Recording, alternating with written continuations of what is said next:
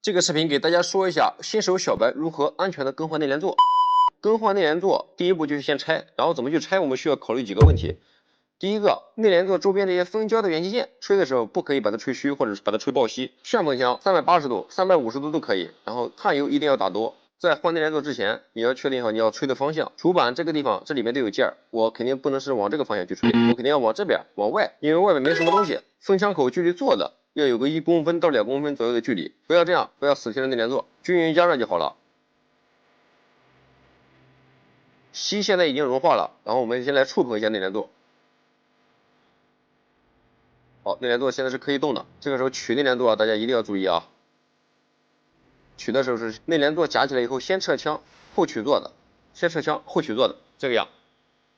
一定要记住这个顺序，我给大家说一下，如果说你先夹起来座的，风箱没有撤走的情况下，会导致这个什么后果？这样我把座子夹起来，风箱没有撤走，内联座立马就融化了，甚至变形，那这个内联座肯定是不能要了。紧接着处理焊盘，然后烙铁温度400度，利用吸带把这个针脚上的锡给它脱平，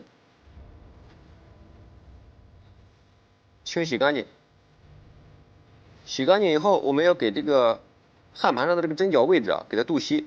然后大家镀锡的时候注意啊，这里两头的这6个点，大点不要去镀锡啊，只需要把中间的小针脚给它镀上锡。先打焊油。给主板镀锡的方法有好几种，你可以使用烙铁挂一个锡球，也可以使用像我这样拿一个电杆，然后电杆两头镀上锡球，直喷枪边加热边走动，边加热边走动，边加热边走动，这样。好，镀锡完成。为什么我刚才说镀锡的时候不去镀两边？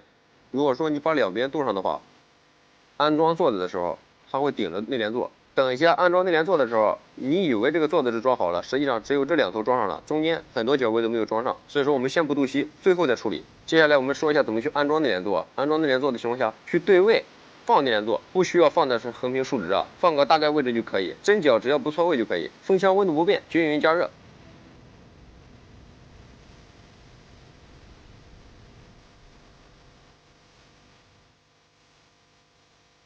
轻轻推动一下内联座，看是不是有归位动作。收枪，然后这个时候清洗干净就可以了。